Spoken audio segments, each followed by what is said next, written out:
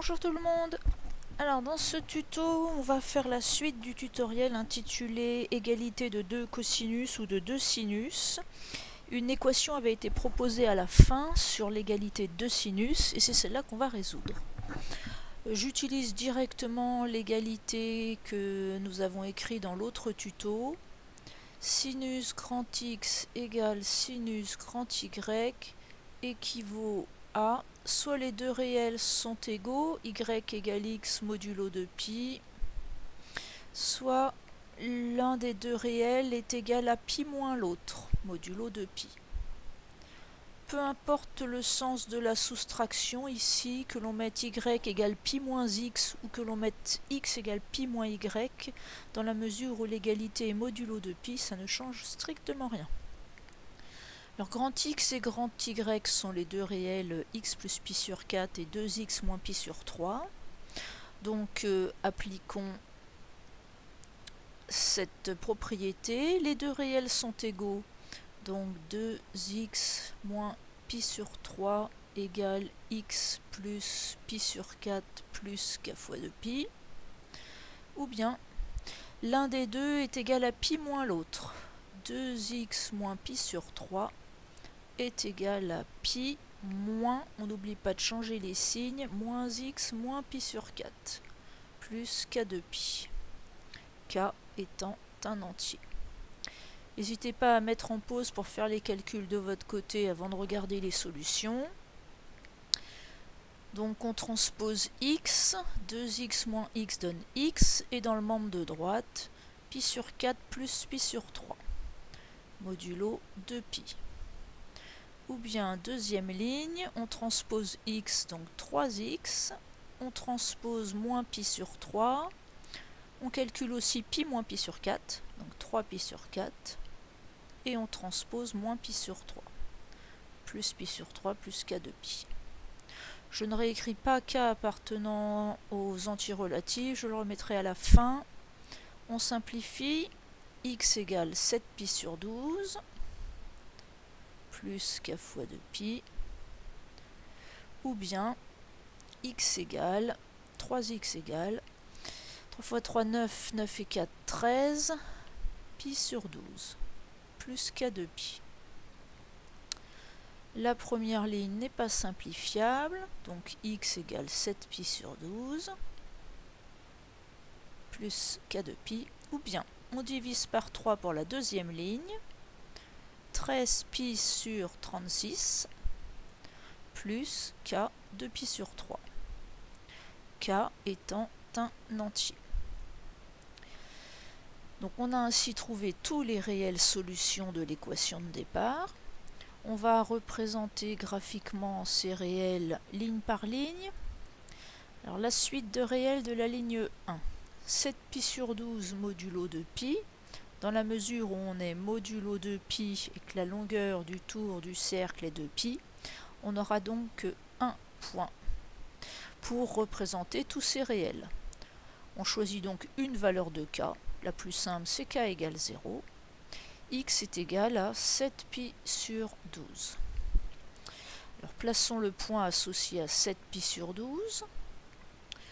Première façon, vous pouvez convertir 7 pi sur 12 en degrés et tracer au rapporteur, sachant que pi radian 180 degrés, donc pi sur 6 30 degrés, pi sur 12, donc la moitié, 15 degrés. Donc pour faire 7 pi sur 12, vous faites un angle de 7 fois 15 degrés à partir de OA. Sur GeoGebra, j'effectue une rotation du point A de 7 fois 15 degrés.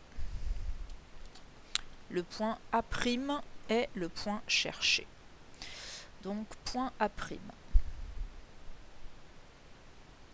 Deuxième possibilité, faire une construction à la règle et au compas en remarquant la chose suivante, 7 pi sur 12, c'est 6 fois pi sur 12 plus une fois pi sur 12.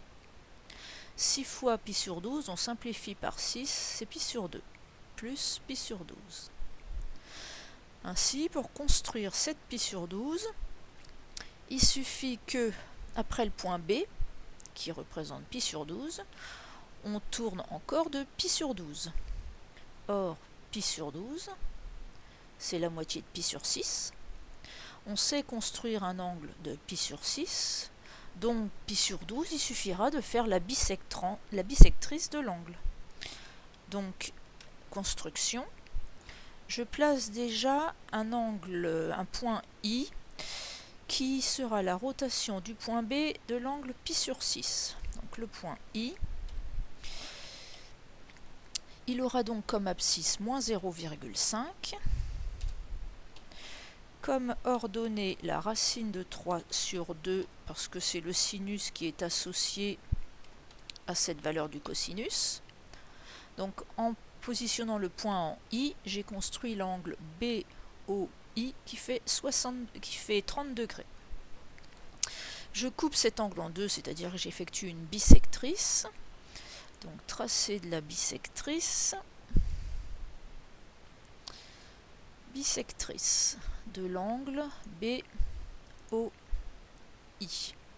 Et on retrouve bien le point A' qu'on avait construit avec l'autre méthode. En construisant la bisectrice de 60 degrés, on a construit 30 degrés. Donc on a construit 15 degrés.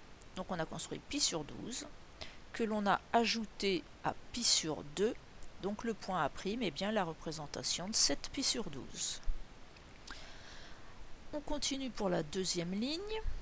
Ligne 2. Pour la ligne 2, nos solutions sont 13 pi sur 36 modulo 2 pi sur 3. Or, remarque évidente, 3 fois 2 pi sur 3 font 2 pi. Donc, il nous faudra 3 valeurs de k différentes afin de trouver tous les points associés à cette suite de réels. Donc, 3 points. Pour trouver ces 3 points, je choisis des valeurs de k. Première valeur simple, k égale 0. X égale 13 pi sur 36. Deuxième valeur de k, la suivante, k égale 1. Donc 13 pi sur 36. Et comme on remplace k par 1, plus une fois 2 pi sur 3. Donc pour construire le point associé à cette valeur-ci, il faudra effectuer une rotation du point précédent de plus 2 pi sur 3 radians. Et pour k égale 2, la valeur de x est 13 pi sur 36 plus 2 fois 2 pi sur 3. Pour construire le point associé à ce réel, il faudra effectuer une rotation de 2 pi sur 3 du point précédent ou de 2 fois 2 pi sur 3 du premier point. Si on allait chercher la valeur de k suivante, k égale 3, donc la quatrième valeur, on aurait 13 pi sur 36 plus 3 fois 2 pi sur 3. Comme 3 se simplifie, on obtient 13 pi sur 36 plus 2 pi. Ce point-ci est confondu avec le premier point que nous allons placer. J'ai donc besoin uniquement de 3 points pour représenter graphiquement cette suite de réels.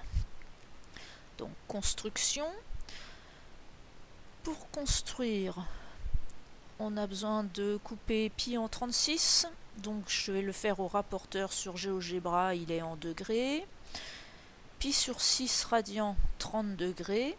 Donc pi sur 36 radians. On divise par 6, ça fait 5 degrés. Donc construction des points.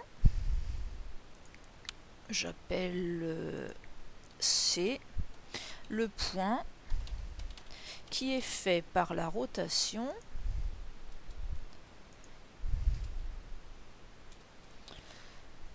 du point correspondant à 0 radian, donc du point A, par un angle de 13 fois pi sur 6, donc de 13 fois 5 degrés.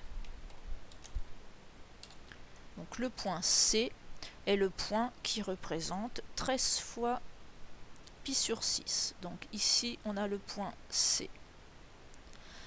Pour le point suivant, on prend le point précédent, on rajoute 2 pi sur 3, donc le point C, on le fait tourner de 120 degrés.